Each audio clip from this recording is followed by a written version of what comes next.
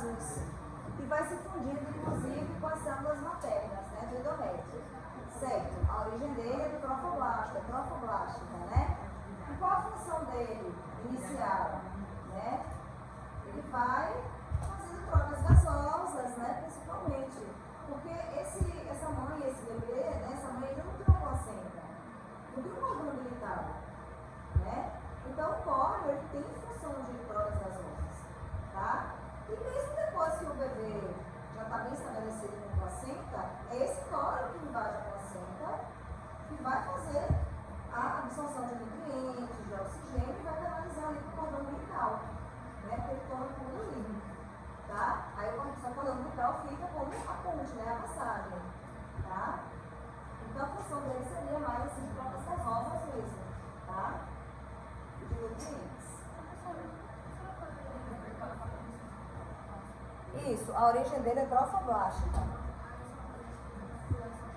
É isso, aí esse trofoblasto, né? Esse trofoblasto, ele surge da blástula, né? Lembra que quando na blástula surge aquela cavidade blastocele, separa dois grupos celulares, embrioblasto e trofoblasto, que pavimenta tudo. E esse trofoblasto, ele vai subindo, invadindo o útero, vai ramificando, formando um sincício, que é o sincício trofoblasta, né? Ok? Ok? Aí na 2, explique a origem embrionária do âmbio e cite 4 funções desempenhadas pelo líquido amniótico. Vocês lembram que o âmbio, onde é que ele surge mesmo? No epiblasto, né? Você tem aqui, mas tem aqui no ar. Vou botar aqui para você.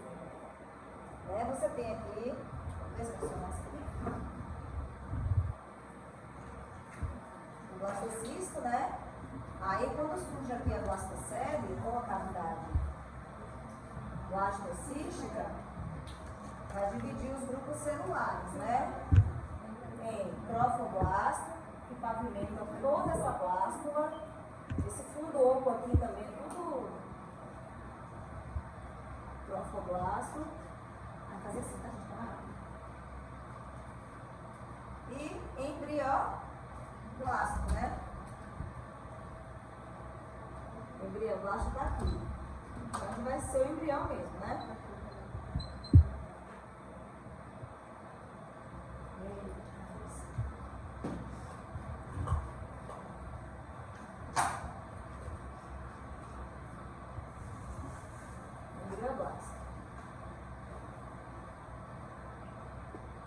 Fica o útero, né? Fica o útero. Esse trofoblasto vai invadir o sincício, né? Trofoblasto. Vai invadir o útero, formando cólio logo, né? E lá no embrioblasto vai surgir uma linha, né? Bilaminar que chama, dividindo em epiblasto e hipoblasto. Em cima e embaixo, certo? Lá no epiblasto vai surgir uma cavidade chamada cavidade, vou botar de azul aqui, porque o preto está ruim, amniótica. Na verdade, não é nem cavidade amniótica, é chamada de âmbio. Tá? Âmbio. Aqui vai cheio de líquido vindo do próprio útero. Vai cheio de líquido, que é o que vai dar origem ao líquido amniótico. Aí o que vai acontecer futuramente com esse embrião? O embrião está aqui, essa massa preta aqui toda, né? Quando ele for fazer o dobramento dele, ele está crescendo, gente, faz tudo aqui a cabeça, essa parte aqui é a cabeça do embrião, e aqui a cauda, tá? Vamos aqui a cabeça, aqui a cauda do embrião. Deixa eu desenhar ele de azul, pra vocês entenderem melhor. Deixa eu colocar a cabeça, aqui a cauda do embrião, tá? Vai ser um girinozinho assim. Então, quando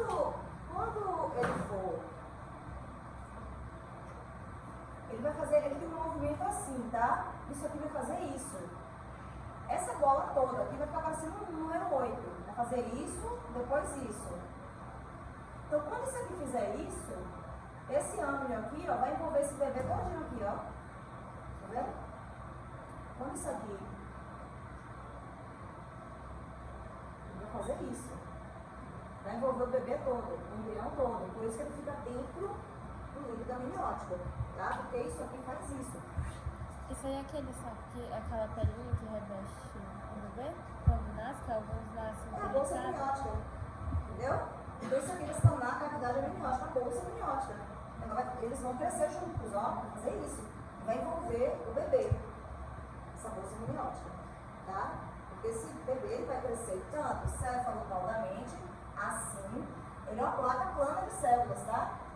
Quando ele fizer isso, vai crescendo, e quando ele cresce, isso aqui dele fica aberto, como se fosse plano, tá? Aí o que ele vai fazer? Eu já expliquei para vocês. Ele precisa da altura.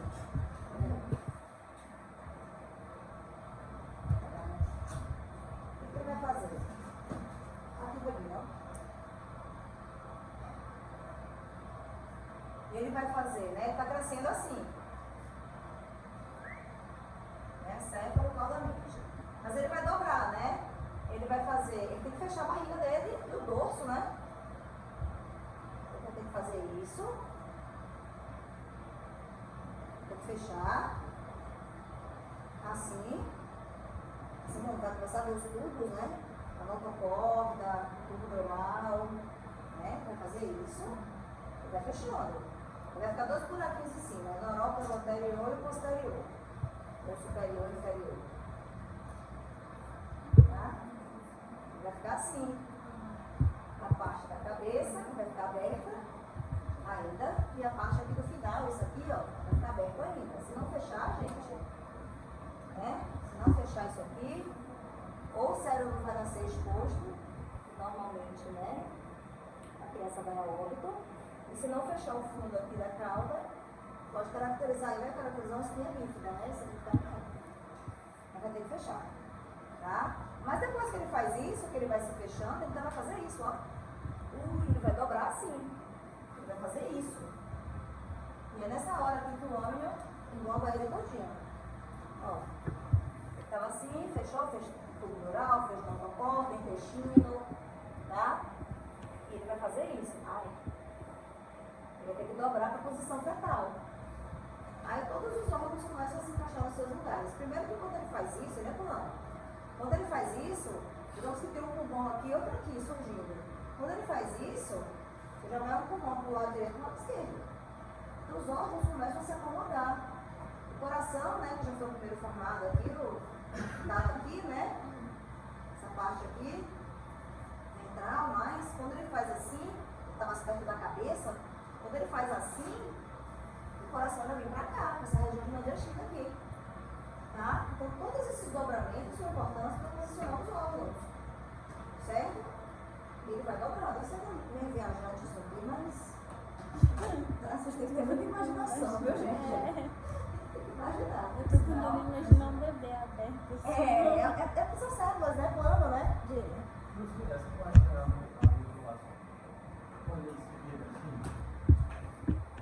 Então, diga.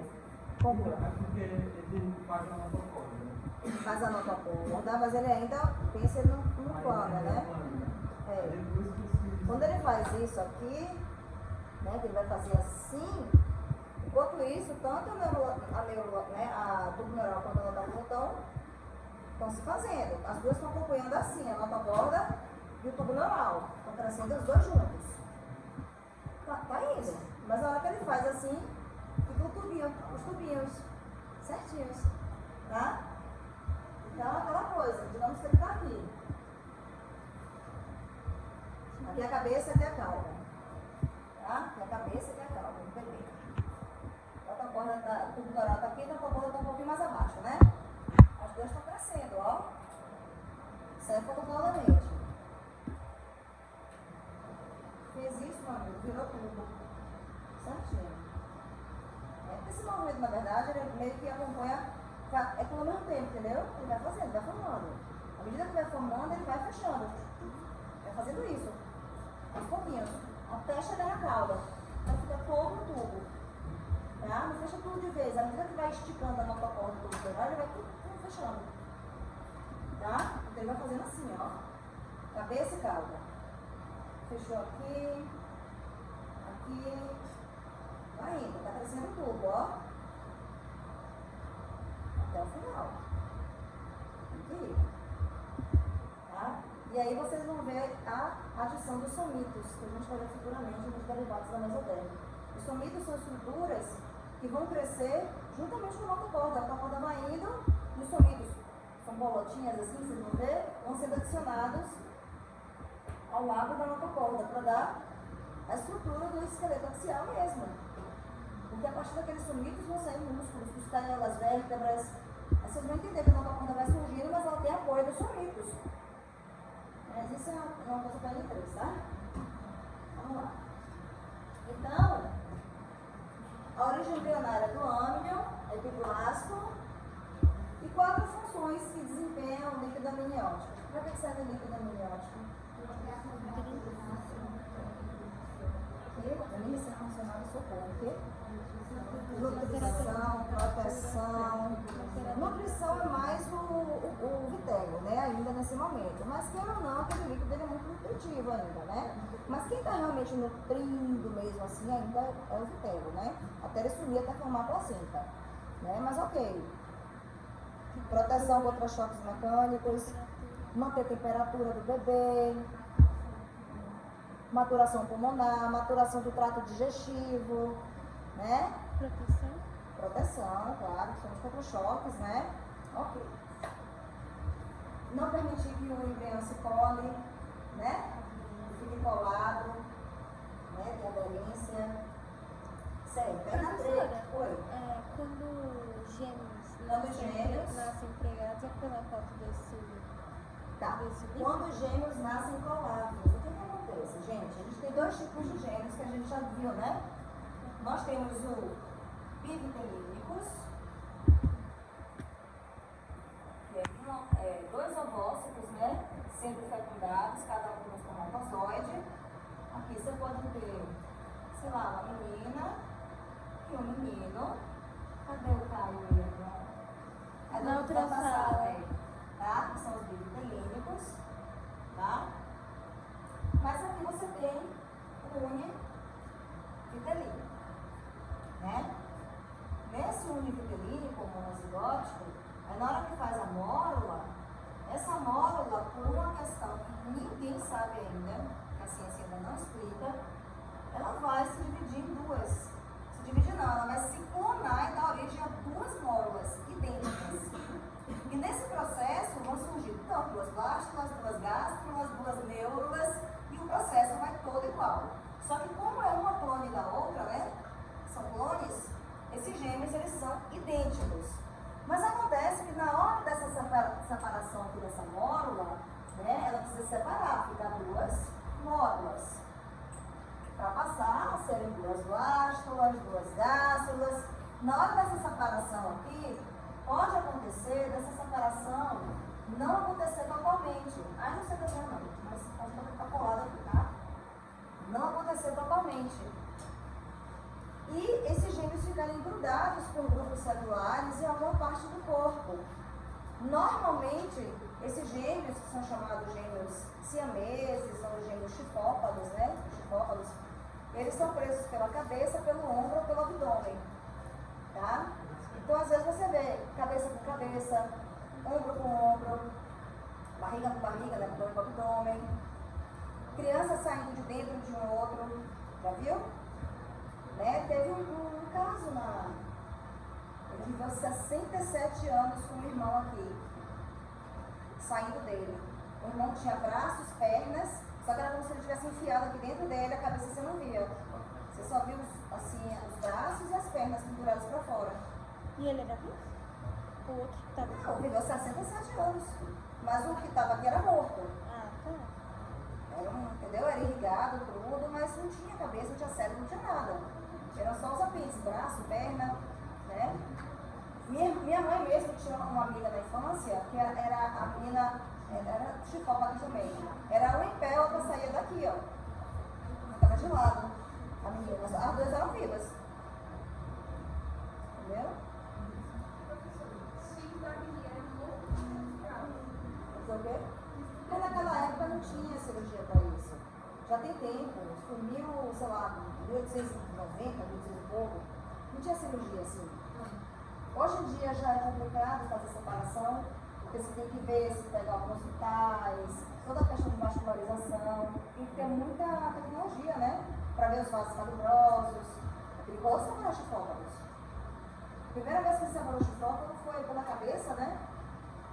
Tem muitos anos também, mas foi uma cirurgia de alto risco. Mas tudo deu certo. Mas foi uma coisa assim, mas é muito perigoso separar, né? Dependendo da vascularização. Não tinha recurso para ele. Tem também o caso do, não sei se vocês já ouviram falar do fetos e fetos. Já ouviram falar de fetos e fetos? Que a pessoa gera o seu gêmeo dentro da barriga, como se estivesse grávida. Eu já vi no livro, né? Não vi pessoalmente. Vi no livro de patologia, um homem com seu gêmeo dentro dele da barriga, como se estivesse grávida. Mas aquele gêmeo totalmente morto ali, como se ele estivesse mumificado, sabe? Eu vi um caso de uma mulher que tipo assim, tinha um problema no útero e ninguém descobria. Tipo, só que essa história é muito velha. Aí quando ela estava bem mais velha, descobriram que era uma irmã gêmea dela que estava dentro do útero dela, tipo, há anos, e ela nunca conseguiu ter filhos por causa disso. Por causa disso, é. Engraçado assim, interessante que a natureza não permite que aconteça, né? Aquilo. Ela é como se tivesse, como se encapsulasse, né? Para defender o organismo da pessoa. Eu acho isso incrível, não apodrece. O quê? É, gêmeo parasita, legal. Gêmeo parasita. É, porque na hora que forma essa mórula, é como se uma mórula fizesse isso na outra depois. Entendeu? Alguma coisa assim. Isso. Aí aqui pegou a prova em N1, tá, gente? O pessoal que fez em N1. Beleza? Tá, então a 3. Ok. A 3. Como ocorre a renovação do líquido amniótico ao longo da gestação? Gente, de várias formas. Né? Quem colocou aí? Eu ia tentar a gente tinha sindicato para estudar sobre isso. No começo é feita uma oxigenação do sangue. Sim, da mãe. Só que aí que vem durante essa renovação seria que durante a gestação vai ser pela deglutição, Isso, vai ser assim, que aí os cílios vão eliminar, isso que seria Isso. Então, a princípio, essa renovação é feita pelo próprio plasma da mãe, né? No iníciozinho, porque esse bebê não tem essa competência de fazer essa renovação ainda. Mas depois, o bebê começa a deglutir e a urinar, a liberar secreções pulmonares, aí sim é feita a renovação também, tá? Inclusive, esse líquido também passa pela pele do bebê, né? Porque a pele é bem fininha ainda, vai hidratando, tá? Depois que a pele fica queratinizada, aí já não. Mas o gesto de renovação aí, a principal forma de renovação é na deglutição e na urina. E vai treinando o sistema urinário dele, né? Tudo, tá? Sistema digestivo, que ele vai engolindo e vai liberando urina.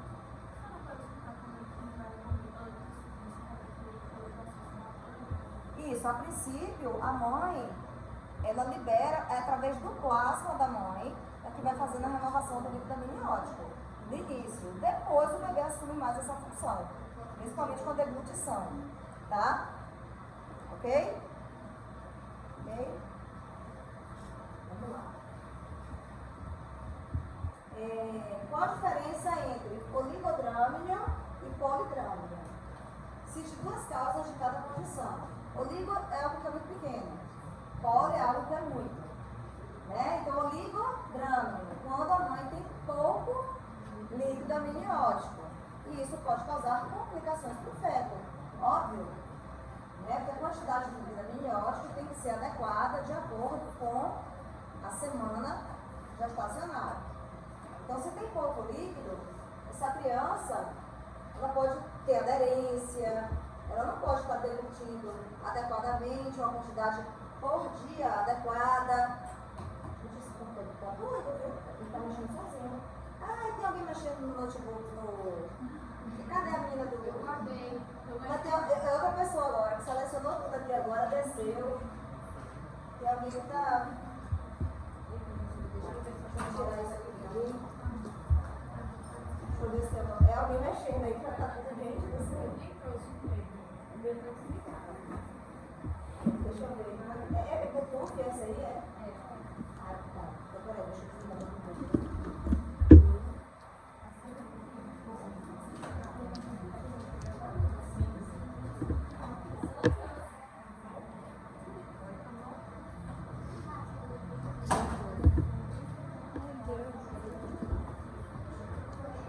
Vou desativar o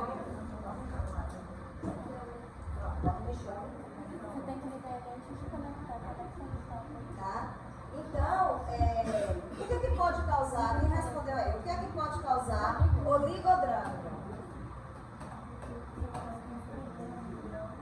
Rompimento das membranas fetais, né? Extravasar isso. Má formação dos rins fetais, tá? Pode causar oligodrâmio. E polidrâmio? Muito. Diabetes gestacional pode causar oligodrâmio, principalmente diabética, que passa aquele, né, quantidade de açúcar, né, que é soluto, de molécula, para aquele líquido amniótico. Gente, se tem açúcar circulando em quantidade maior, obviamente a água vai entrar para diluir, né? É encher de água. O que mais? Problema na deglutição da criança. A criança não está conseguindo deglutir aquele líquido amniótico. Ela deglute bastante, tá, gente? Bastante mesmo. Ela que mais devolve e recicla a deglutição. Então, se essa criança não está conseguindo deglutir, é porque algum problema ela tem, pode ser neurológico. Ou algum problema no trato gastrointestinal. Então, o líquido amniótico ele fala muito do bebê, sobre o bebê e sobre a mãe também. Tá? Beleza. Vamos para a próxima. 5. Porque, aí eu já respondi. A atresia esofágica pode levar ao desenvolvimento de polidrâmio, que eu acabei de responder. Se ele tem uma atresia esofágica, ou seja, se ele tem um atrofiamento do esôfago, ele não vai conseguir beber esse líquido, e o líquido só aumenta na mãe, porque ele não está conseguindo fazer o processo de deglutição, certo? Outra coisa, se a mãe tem oligodrâmio, pode fazer o quê? Uma aminocintese, né? Aspirar. Se a mãe tem polidrâmio, infusão de soro fisiológico para poder aumentar a quantidade. Vai direto daqui mesmo, tá? Mas no caso são várias sessões. Aí tem que ver quanto que vai filtrar, né? Aí você tem que fazer o cálculo, medir, né?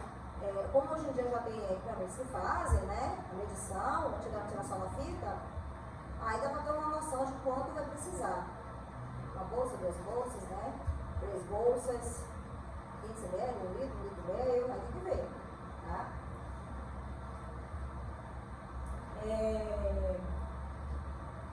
6.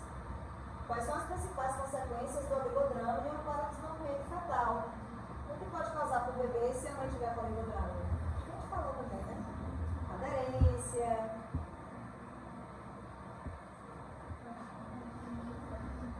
Compressão do feto, ele vai ficar comprimido, sem espaço. Como é que coitadinho vai se esticar sem líquido? Aí ele vai começar a colar as partes. Ele vai ficar com problemas no trato gastrointestinal, porque ele vai ter pouco líquido para engolir, né? Pulmonar também, porque o líquido faz parte da maturação dos pulmões. Ele precisa ter uma quantidade suficiente para ter maturação pulmonar. Tá, vamos lá. 7. Descreva a origem do córeo. De novo.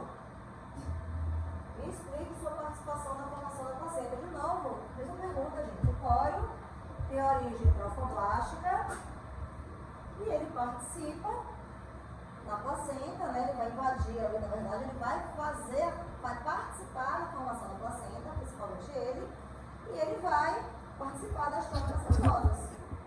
Tá? Porque a gente já respondeu lá no início. Isso aqui. 8. Quais são os componentes materno e fetal da placenta? Lembra que a placenta ela é dividida em tecido basal e o córeo viloso, tá? Qual a diferença disso aí? A decídua basal é a parte da mãe, por isso que o nome é decídua, ela desprega tudo depois que o bebê sai, desce literalmente, e o córeo é a parte do embrião, que é aquela parte que tem os vilos, olha ele aqui, os vilos, os babadinhos, tá? Então tá aqui a parte do embrião, tá? Então, o córeo viloso ou frugoso pertence ao bebê, que é onde vão capturar os nutrientes, oxigênio. E a decídua basal, a parte lisa, que é o córeo leves ou liso, é a parte da mãe, tá? Beleza. 9. Quais funções são desempenhadas pela placenta durante a gestação? Gente, a placenta, vamos lá, ela tem caráter imunológico, né?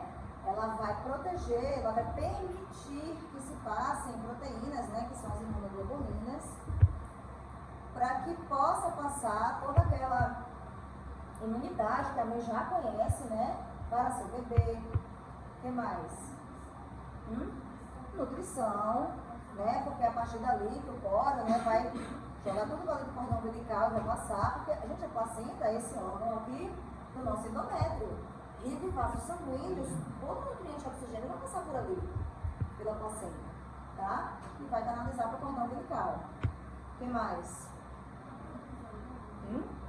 Produção de hormônio, sim, progesterona, estrogênios, para manter essa gestação, tá? Ok. Certo? Produção hormonal, barreira placentária imunológica, barreira contra micro-organismos, na verdade, né? Outras azosas, gengibrite, sim, claro, também, junto com o cloro ali. Certo? Ok?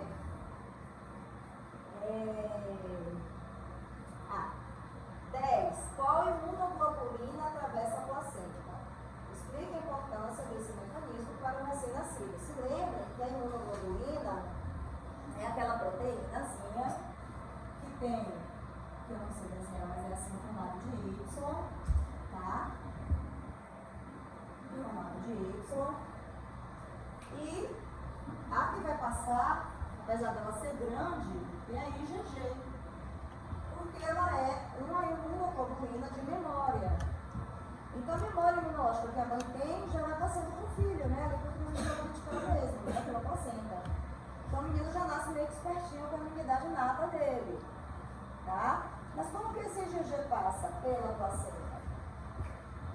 Lembre que aqui, na placenta, você tem um receptor dessa imunoglobulina, que é uma proteína que vai receber a imunoglobulina e passar por transporte ativo, tá? Como se fosse uma bomba puxando essa imunoglobulina, certo? Eu encaixo ali, chave e fechadura, né? E ela vai e passa, certo? A imunoglobulina, ela não vai passar à toa em qualquer lugar, ela vai passar pela proteína, tá? Ok? 11. Qual a origem do alantoide? E quais funções ela desempenha durante o desenvolvimento embrionário? Por que eu botei a alantoide? Eu chamo de um alantoide, sei lá o que eu fiz. Tá? Qual a origem do alantoide e quais funções ele desempenha durante o desenvolvimento embrionário? O que é alantoide, hein? Quem lembra dele? Tadinho, os mamíferos da gente, né? Gente, ele é uma evaginação ali do intestino, né? Posterior. Quando a criança está formando ali no intestino, tá? Na região de. Lembra dos folitos embrionários? Ectoderme, mesoderme e endoderme. A endoderme é que vai gerar o sistema todo de intestinal. Então, essa endoderme, ela fica com um puxadinho assim, ó. Tá? secreção chamada alantoide. E esse alantoide, no início, ele vai servir de armazenamento discreta, no início, e também trocas gasosas, tá? Por quê? Quando o bebê começa a urinar, por exemplo, e eliminar secreções, onde que vai parar essas excretas do bebê se ainda não tem uma placenta ainda, ou placenta não, se não tem ainda um cordão umbilical? Então a função do cordão umbilical é a mãe dar para o bebê devolver para a mãe que se vire para ela fora, entendeu? As excretas do bebê, mas não tem cordão umbilical ainda, e faz o quê? Alantoide. Então fica ali reservadinho no alantoide até o cordão se formar. Quando o cordão se forma, beleza, as excretas vão para o cordão mesmo.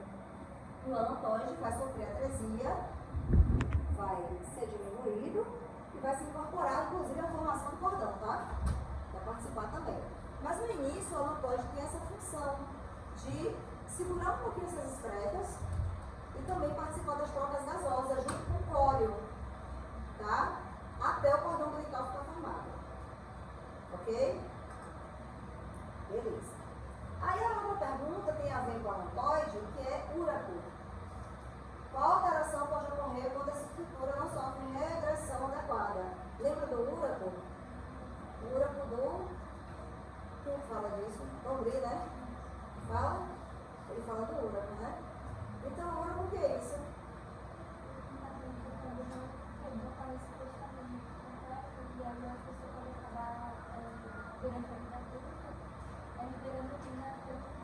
Você tem ali uma região onde sua bexiga é ligada ao cordão umbilical do bebê. E essa região, ela precisa ser fechada, esse úraco, né? Ele tem que ser fechado, né? E ele vem do alantoide, tá? Tem que ser fechado. Se não fecha, vai criar um cisto, uma fístula, né? E aquilo ali pode dar... Ele tem que fechar, né? Porque imagina um umbigo ligado com bexiga e bagaceira. Corre risco de infecção, claro. Né? Tem que fechar. Então é nesse momento que o alantoide começa a regredir para se transformar, né? Participar da formação do cordão. Se não existir, você tem aquele úraco ali, né? Insisto, em fístula, e isso é um problema para a criança. Depois a criança nasce, começam a vir os sintomas, né? Dores, um monte de sintoma, febre. Aí quando vai ver, tá ali abertinho. Aí tem que fazer cirurgia para fechar, tá? Essa passagem aí da, né? Dessa região aqui, que antigamente era o umbigo, com a bexiga, tá? 13. Descreva a composição anatômica do cordão umbilical e explique a função de cada um de seus componentes. Tá. O que tem o cordão umbilical? Ele é formado de quê? Geleia de Wharton, que faz o quê? Protege, nutre, hidrata, né? Ela é feita de tecido conjuntivo, uma geleinha, riquíssima em células tronco, pluripotentes, tá? Que são aquelas que podem se diferenciar tanto no embrião quanto nos anexos embrionários. O que mais? Quantas artérias? 2 artérias e uma veia. Para que serve a artéria e veia? Passar oxigênio, né, nutrientes, fazer essa troca aí com mãe e feto, né? Tanto a veia quanto as artérias. De oxigênios, né, nutrientes, tudo. Tá? Sangue, né? Sei. Essa é fácil, né? Então, pergunta assim. Vou explicar, nem sei, mentira.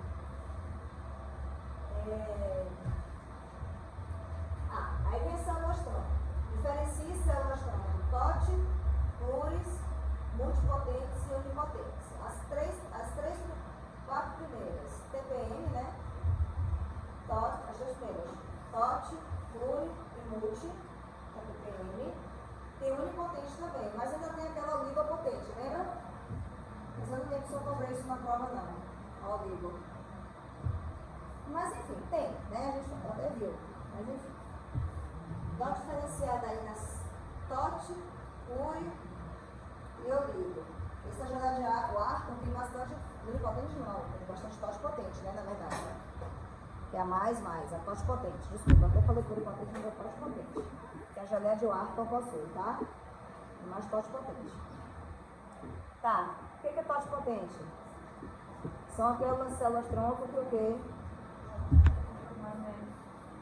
Que formam todo o bebê, pode formar qualquer coisa do bebê, inclusive os anexos embrionários. Vamos para a próxima. Ela vai diminuindo a eficácia. Da totipotente passa para pluripotente.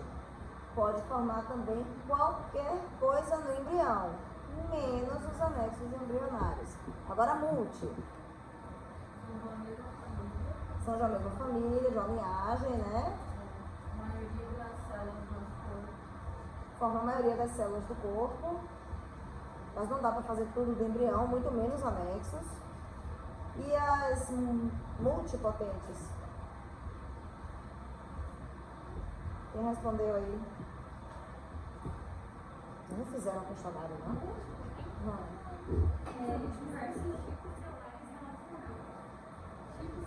Tipos celulares que são relacionados, tipo a linhagem de células do sangue, né?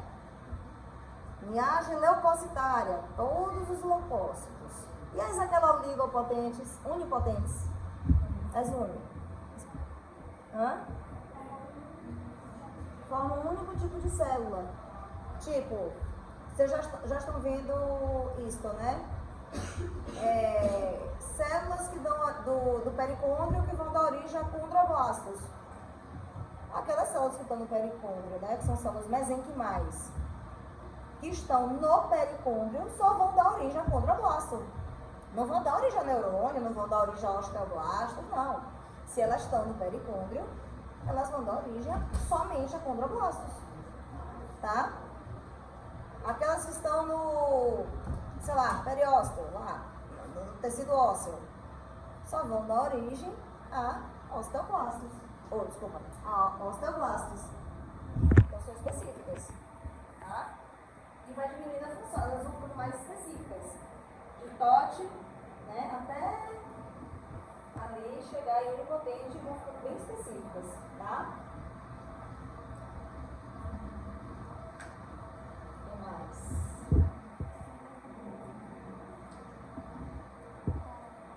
Como são 15, né? Como são obtidas as células tronco embrionárias?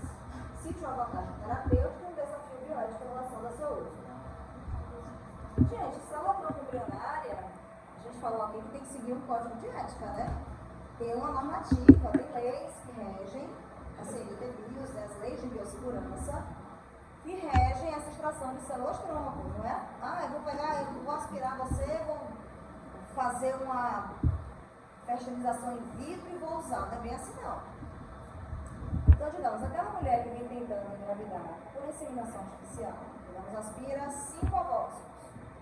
Ela é estimulada, pode ovular.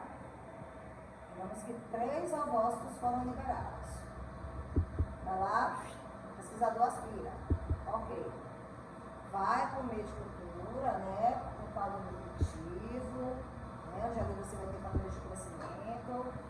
E eles são fecundados.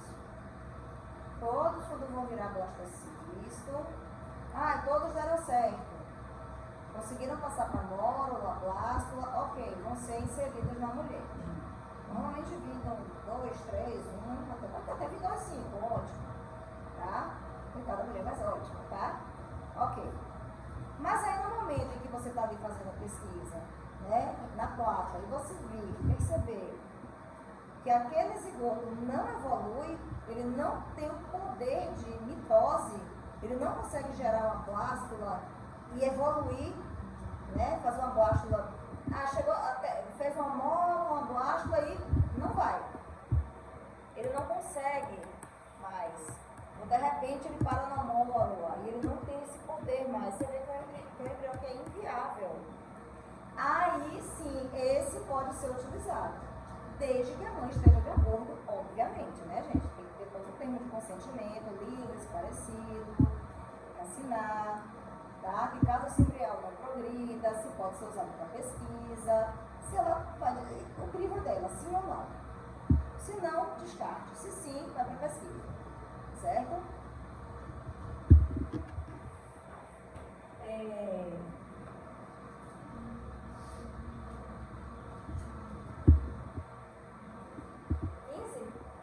Não.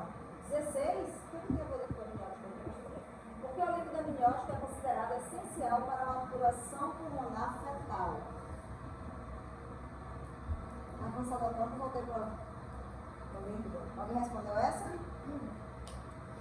Por que o líquido amniótico é considerado fundamental para a maturação pulmonar? Ninguém respondeu?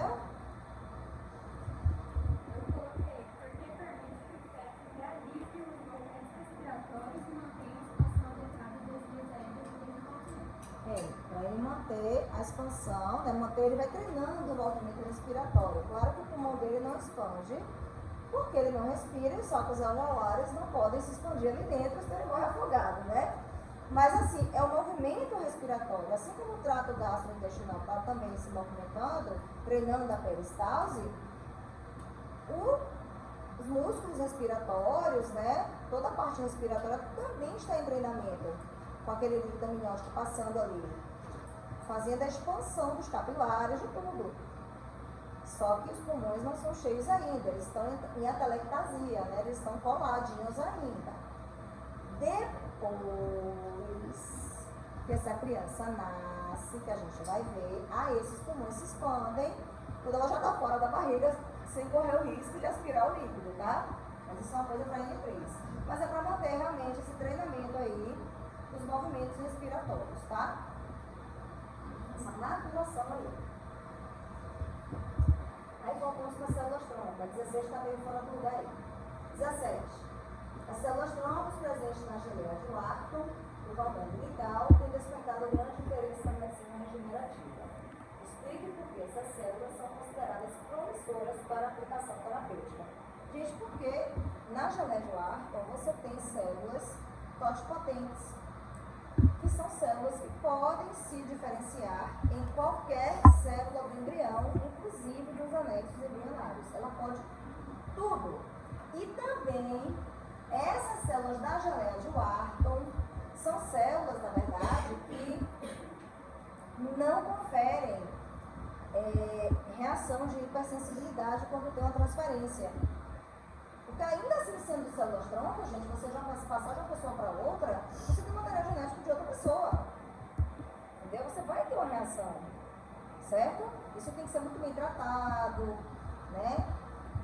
O que acontece? Vocês vão ver, eu já falei, vocês vão ver lá em imunologia isso, né?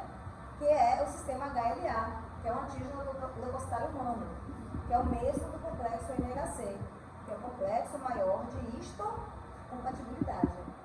Então, vocês vão ver que não é chegar que a vida é uma célula sua aí. Não. Você vai ter reação alérgica, você vai morrer, vai rejeitar, né?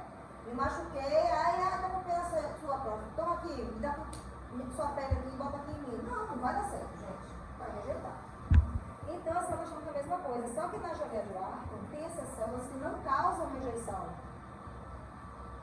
Entendeu? Então, essas células do cordão umbilical são muito importantes.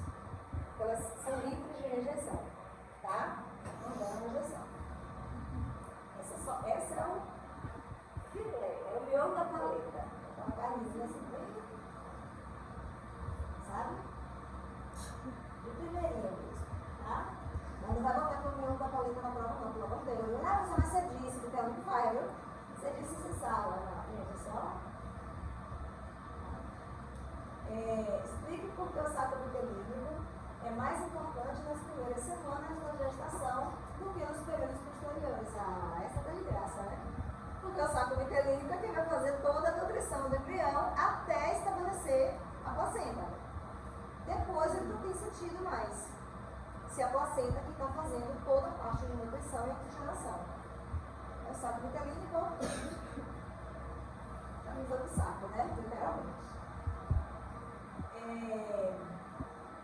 19. Qual a importância clínica da aminossintese e quais informações podem ser obtidas por meio desse exame? O que a gente falou, né? O líquido amniótico é importante de ser investigado para ver se a criança tem algum problema. Tem muito líquido. Opa! Se você analisou ali que tem muito líquido, é porque a criança não está deglutindo. Ela pode ter um problema neurológico, pode ter um problema de atresia de esôfago. Alguma coisa que essa criança tem. Ou a mãe, né? Então é importante que se investigue a qualidade desse líquido e o volume desse líquido, para ver a saúde tanto do bebê quanto da mãe. Tá? tá? Para um caso de oligodrâmio, poligrâmio, certo?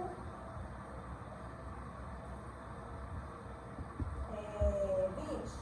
Por que as células tronco-embrionárias apresentam maior potencial terapêutico do que células multipotentes? Gente, de novo, vamos responder isso. Né? Porque as pluripotentes e as totipotentes que são presentes no embrião, né? As totipotentes principalmente no zigoto e na mola, né? E as pluripotentes também na blástula ali, né? Caindo blástula.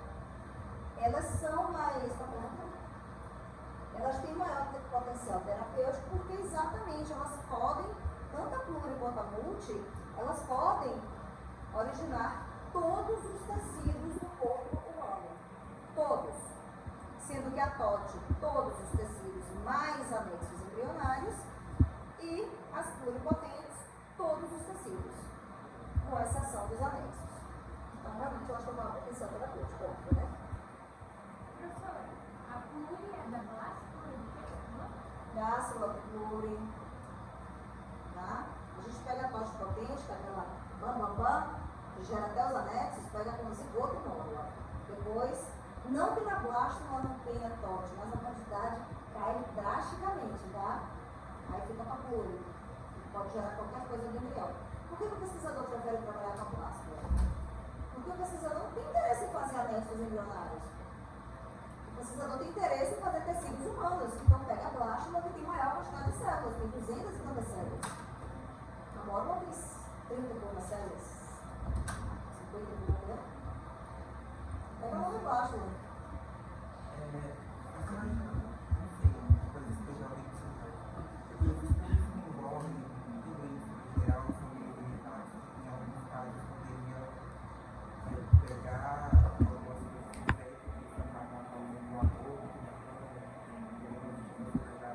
Não, na verdade, assim, para se pesquisar um embrião desse, é preciso que esse embrião não seja viável.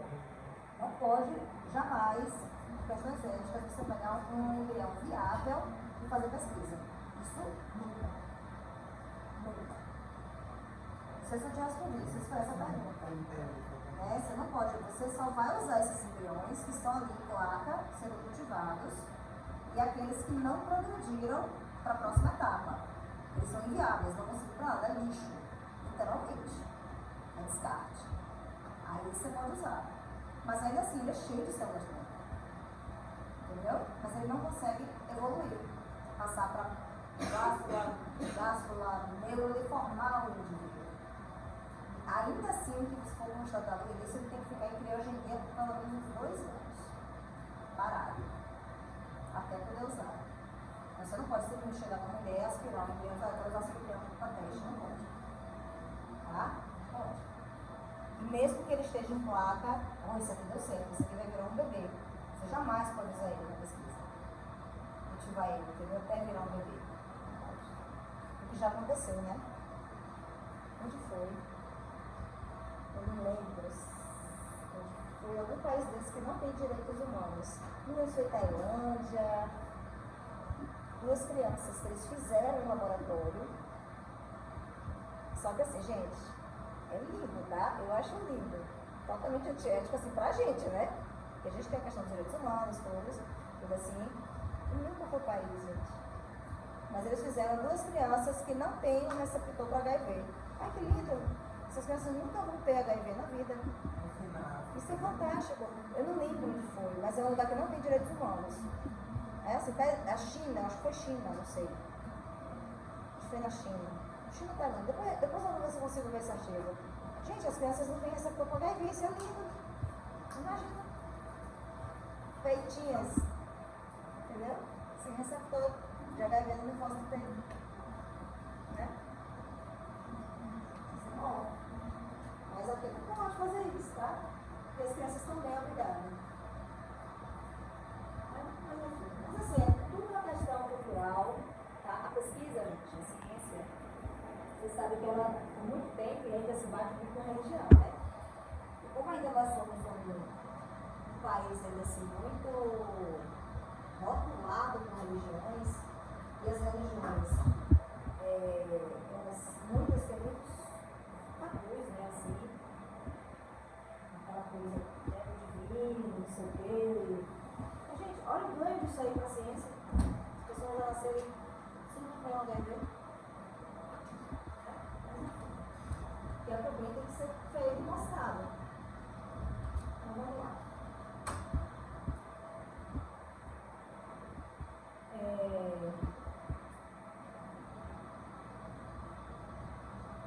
Vixe, a última já?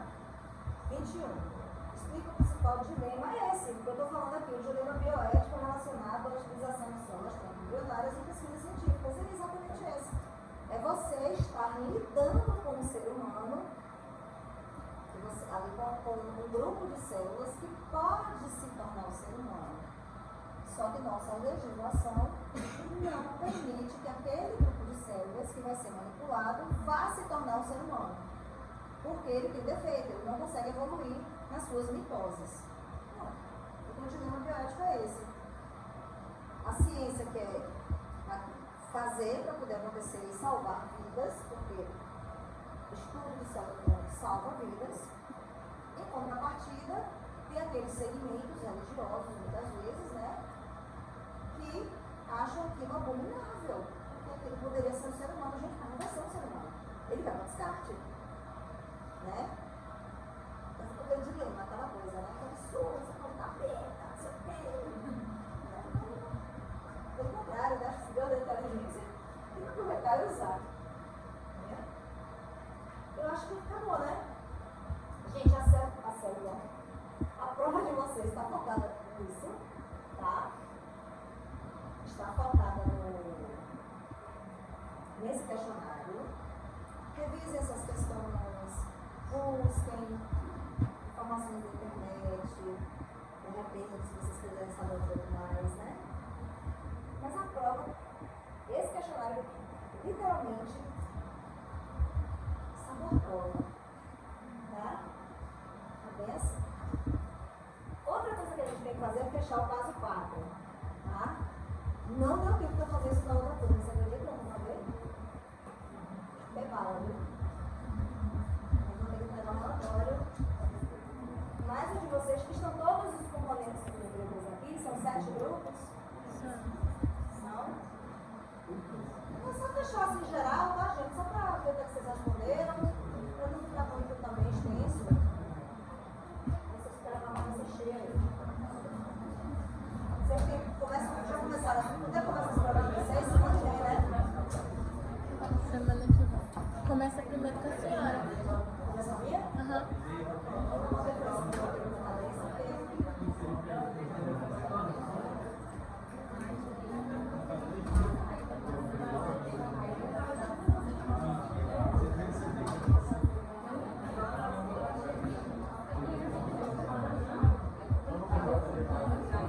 Alguém quer ir no banheiro, alguma coisa, para a gente começar a responder as questões? Pode?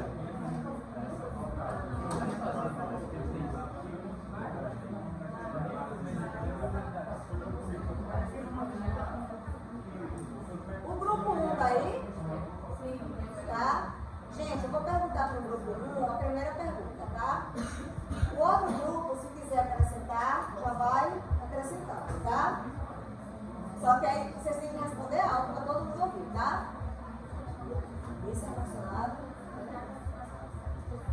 Pessoal, a primeira pergunta do caso. Quais são os períodos críticos do desenvolvimento embrionário mais vulneráveis aos efeitos teratogênicos da isotretinoína? Já pode botar os isotretinoína, né? Verem isso. Tá, o que pode acontecer? Que período crítico, né? Do desenvolvimento, essa isotretinoína vai acabar afetando. Vamos lá, peraí, gente, deixa eu lá responder. Você consegue falar bem alto? A gente vai fazer igual para vocês. Isotretinoína, tá bom? Quem você? Consegue não, né?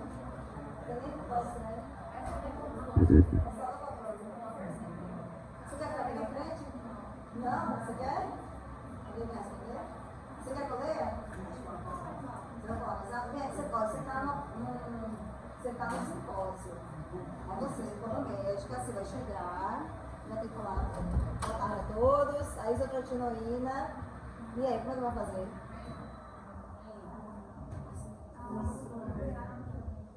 Tá ótimo.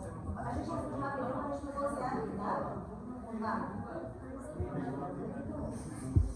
Gente, deixa ela falar. Vamos lá, obrigada, amiga. Vamos lá. A isotretinoína é um A isotretinoína É um composto químico derivado da vitamina A, também chamado de ácido retinóico. Em excesso, ele se torna fosfatogênicos humanos mais forte, considerado categoria 10 pela FDA, que é a Administração de Alimentos e Medicamentos nos Estados Unidos. Principalmente se esse excesso de alimento ocorrer durante o período de organogênese, em que os órgãos embrionários estão começando a ser formados. Então, o período mais crítico do contato com a isotretinoína em excesso é durante as 10 primeiras semanas após a concepção, principalmente entre a terceira e a quinta semana do desenvolvimento embrionário. organogênese. É a fase de organização, gente, neurulação, gástrula, neurula. O ácido retinóico está envolvido com a expressão do gene SOX, que é o envio de sinalização que regula um padrão das estruturas embrionárias. Porém, se o ácido estiver em excesso, compromete o funcionamento do gene SOX, causa o aumento da apoptose de células da crista neural, bem como a migração dessas células, o que interrompe o controle genético da forma corporal axial durante o desenvolvimento embrionário, resultando em danos no desenvolvimento da medula espinhal, do cérebro central. Então, as anomalias são explicadas pela fase de desenvolvimento embrionário que se encontra no embrião quando é exposto à isotretinoína, já que durante a terceira semana do desenvolvimento ocorrem eventos muito importantes, como a gastrulação, que forma os 3 folhetos germinativos, endoderme, mesoderme e ectoderme, além da neurulação, que inicia a formação do sistema neural e do sistema cardiovascular, que começa a sua formação também nesse período. Além disso, durante a quinta semana, ocorre a formação da cabeça, dos sentidos, dos membros e da estrutura básica do sistema axial. Desse modo, o uso do fármaco prejudica, em especial nesse período, em que é necessária a atividade correta das células da crista neural para permitir o desenvolvimento do sistema nervoso central, do sistema axial e de estruturas cardíacas. Certo. Então, assim, tudo está em torno aí, né, dessa fase, né, que é a organogênese. Então, a isotretinoína vai agir diretamente nessa fase. E na citocine fólico, né, a importância, se ele tiver a mais ou a menos, ele vai prejudicar também, né, porque existe toda uma regulação através de genes. Na verdade, tudo, a formação da gente é expressão genética, tá? Tudo. Até porque nós somos o fenótipo daquilo que nós temos chamado genótipo, né? Então, nada da gente que a gente tenha não é fenótipo, né?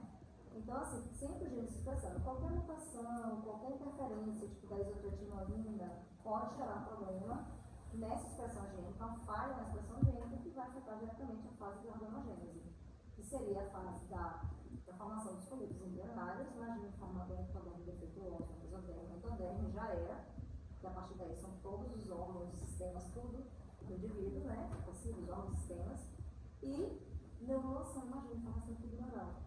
Que loucura isso, né? Então, os agentes teratogênicos, né? Eles agem diretamente nessa fase de organização da aceleração. Qualquer agente teratogênico, gente, aqui é a isotretinoína, por causa dela, né? Mas álcool, fumo, né? Algum outro medicamento, gente, até um cremezinho, um esmalte de unha, que a mulher usa na hidratação, a depender da composição, pode afetar, tá? Essa formação. Então tem que ter muito